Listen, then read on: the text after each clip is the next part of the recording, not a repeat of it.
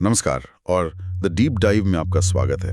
आज हमारे सामने बिहार सरकार के राजस्व एवं भूमि सुधार विभाग की एक आधिकारिक पुस्तिका है। ये पुस्तिका बिहार भूमि नाम के एक डिजिटल पोर्टल के बारे में है और इसका एक बड़ा दिलचस्प टैगलाइन है, स्पष्ट संपदा शांति सर्वदा।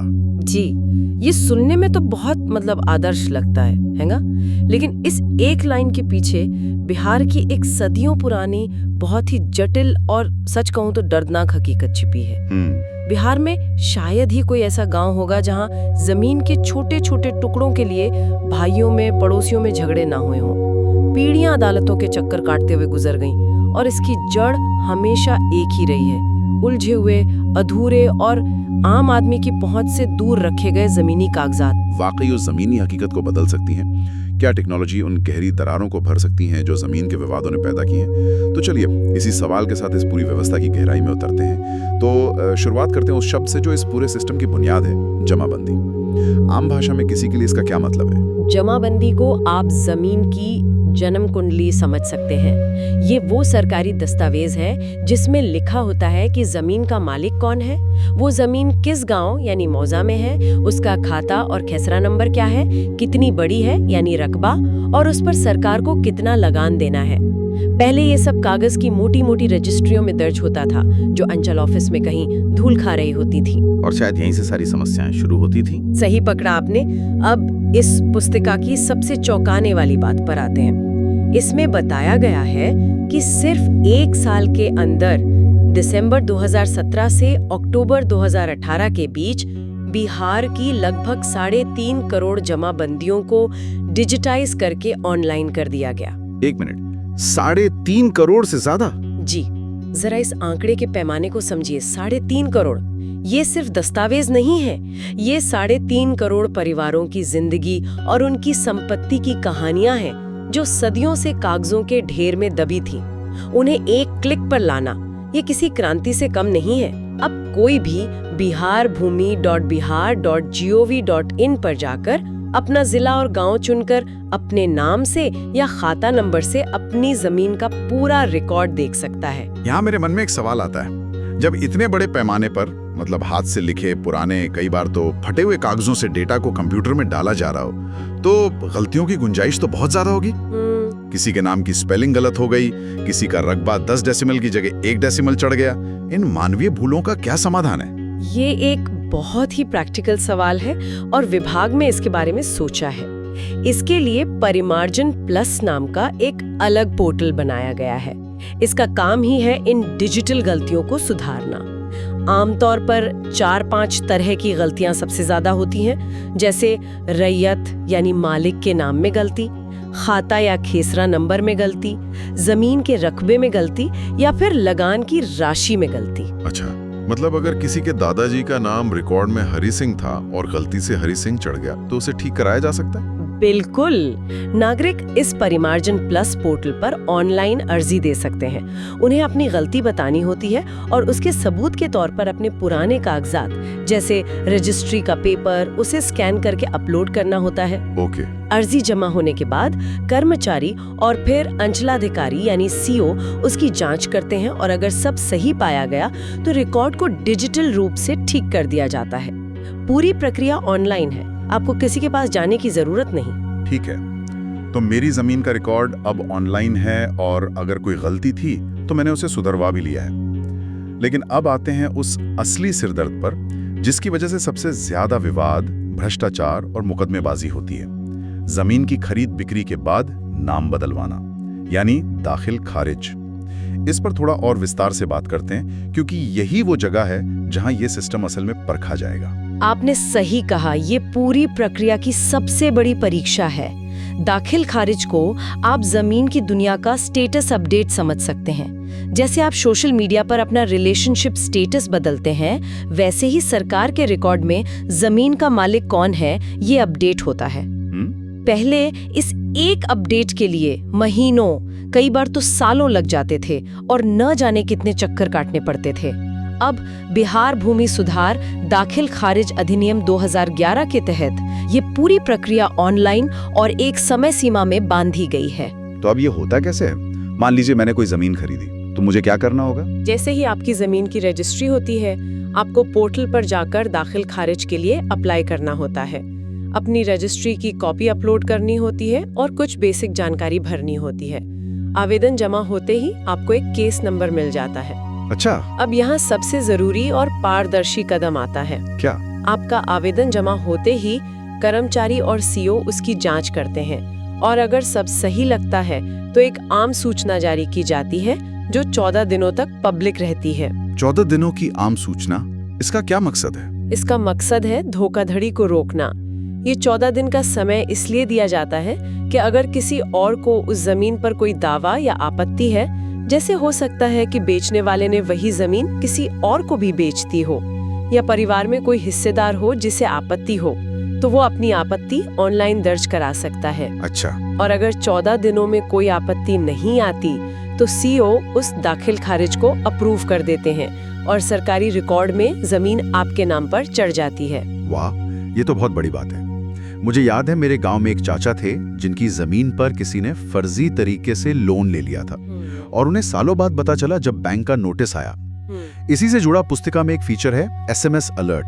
ये तो ऐसी हजारों कहानियों को होने से रोक सकता है। बिल्कुल, ये एक तरह का डिजिटल चौकीदार है आपकी जमीन के लिए। कोई भी भूस्वामी अपनी जमाबंदी के साथ अपना मोबाइल नंबर रजिस्टर कर सकता है। इसके बाद जैसे ही कोई उस जमीन के लिए दाखिल खारिज का आवेदन डालेगा, असली मालिक के मोबाइल पर तुरंत एक SMS आ जाएगा। तुरंत? जी, तुरंत।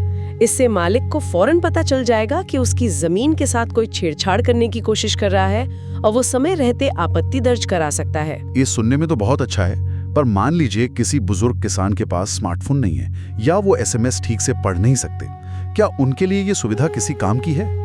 क्या ये एक डिजिटल डिवाइड नहीं बना रहा, जहां तकनीक प्रेमी लोग तो सुरक्षित हो जाते हैं पर पुराने लोग पीछे छूट जाते हैं? आपका सवाल बहुत जायज है और ये टेक्नोलॉजी से जुड़ी हर पहल की एक चुनौती है। फिलहाल ये सिस्टम SMS पर आधारित है, जिसके लिए स्मार्टफोन की जरूरत नहीं, एक बेसिक फोन भी काफी है। लेकिन हाँ, साक्षरता एक मुद्दा जरूर है। इसका एक समाधान ये हो सकता है कि परिवार का कोई पढ़ा लिखा युवा सदस्य अपने बुजुर्गों की जमीन के लिए अपना नंबर रजिस्टर करवा दे। लेकिन ये सच है कि जमीनी स्तर पर जागरूकता फैलाने और लोगों को इसे इस्तेमाल करना सिखाने के लिए अभी बहुत काम करने की जरूरत है, ताकि कोई भी इस सुरक्षा कवच से बाहर ना रहे। ठीक है, तो मेरी जमीन का रिकॉर्ड मेरे नाम पर है और SMS अलर्ट की वजह से सुरक्षित भी है। लेकिन जमीन सिर्फ रखने के लिए तो नहीं होती, उस पर काम भी होता है। मुझे हर साल इसका लगान भरना होता है। क्या उसके लिए भी मुझे अब कर्मचारी के दफ्तर जाना पड़ेगा?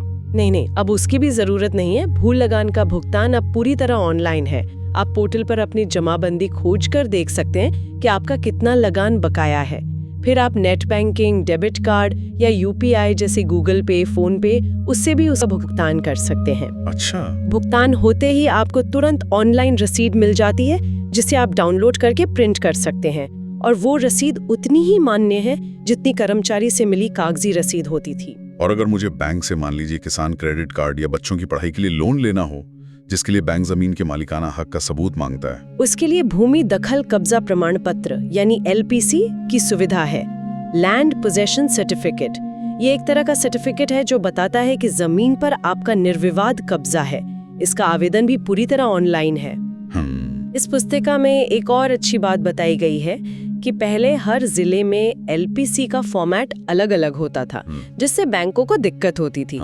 अब पूरे राज्य के लिए एक ही स्टैंडर्ड फॉर्मेट बना दिया गया है। बिल्कुल। तो आप ऑनलाइन अप्लाई करते हैं, CO की स्वीकृति के बाद आपको डिजिटल हस्ताक्षर वाला LPC मिल जाता है, जिसे आप कहीं भी इस्तेमाल कर सकते हैं। इस पुस्तिका में एक सेवा का जिक्र है जो मुझे वाकई बहुत अनोखी और नागरिक केंद्रित लगी, राजस्व नक्शों की डोर स्टेप डिलीवरी। ये सुनने में बहुत सुविधाजनक लगता है। ये कैसे काम करती है? ये वाकई एक बेहतरीन सुविधा है। सोचिए, पहले अपने गांव या खेत का नक्शा लेने के लिए गुलजार बाग पटना में सर्वे ऑफिस के कितने चक्कर काटने पड़ते थे। हाँ, बहुत। अब आप biharbhumi.bihar.gov.in पर जाएं, डोर स्टेप डिलीवरी चुनें, अपना जिला, अंचल और मौजा डालें और देखें कि आपके गांव का नक्शा उपलब्ध है या नहीं। अगर है तो आप ऑनलाइन पेमेंट करें। इसके बाद भारतीय डाक विभाग A0 साइज का यानी एक बड़े चार्ट पेपर जितना बड़ा बढ़िया क्वालिटी का प्रिंटेड नक्शा आपके घर के पते पर डिलीवर कर देगा। ये कमाल की सुविधा है। लेकिन भारत में डाक व्यवस्था की अपनी चुनौतियां हैं, खासकर दूर दराज के ग्रामीण इलाकों में। पुस्तिका में लिखा है कि 72 घंटों में नक्शा उपलब्ध कराने का प्रावधान है। क्या ये वाकई संभव है या ये एक आदर्श स्थिति है? जमीनी हकीकत क्या हो सकती है? देखिए, 72 घंटे का लक्ष्य शायद शहरी या कस्बाई इलाकों के लिए हो जहां डाक सेवा तेज है। दूर के गांवों में इसमें ज्यादा समय लग सकता है, ये स्वाभाविक है। लेकिन यहाँ मुख्य बात समय से ज्यादा सुविधा की है। भले ही नक्शा पहुंचने में 7-8 दिन लग जाएं, फिर भी ये उस प्रक्रिया से लाख गुना बेहतर है जिसमें आपको कई बार शहर जाना पड़ता था, दफ्तरों में घंटों इंतजार करना पड़ता था और फिर भी नक्शा मिलेगा या नहीं इसकी कोई गारंटी नहीं होती थी। अब कम से कम ये तय है कि आपने ऑर्डर किया है तो नक्शा आपके पास पहुंचेगा जरूर। बात तो सही है। इन मुख्य सेवाओं के अलावा भी पोर्टल पर कई सुविधाएं हैं, जैसे कृषि भूमि को कमर्शियल में बदलने के लिए ऑनलाइन आवेदन या फिर रेवेन्यू कोर्ट में ऑनलाइन केस फाइल करने की सुविधा। तो कुल मिलाकर अगर हम पूरी तस्वीर देखें तो बिहार भूमि पोर्टल सिर्फ रिकॉर्ड्स को कंप्यूटर पर डालना नहीं है, ये जमीन से जुड़ी लगभग हर सेवा को पारदर्शी, सुलभ और नागरिक केंद्रित बनाने की एक व्यापक कोशिश है। बिल्कुल, इसका सबसे बड़ा प्रभाव जमीनी स्तर पर पड़ेगा, जिसकी हमने शुरू में बात की थी। जब जानकारी पर कुछ लोगों का एकाधिकार खत्म हो जाता है और हर किसी की पहुंच उस तक हो जाती है, तो पारदर्शिता अपने आप बढ़ती है। इससे भ्रष्टाचार की गुंजाइश कम होती है और सबसे बड़ी बात, उम्मीद है कि भूमि विवादों में भी कमी आएगी, क्योंकि ज्यादातर विवाद जानकारी के अभाव या रिकॉर्ड में हेरफेर की वजह से ही होते हैं। ये वास्तव में स्पष्ट संपदा शांति सर्वदा के लक्ष्य की ओर एक बहुत बड़ा और ठोस कदम है। सही कहा आपने। अगर हम इसे बड़े परिप्रेक्ष्य में देखें तो पूरे भारत में जमीनी रिकॉर्ड का डिजिटलीकरण एक बहुत बड़ी और चुनौतीपूर्ण प्रक्रिया है।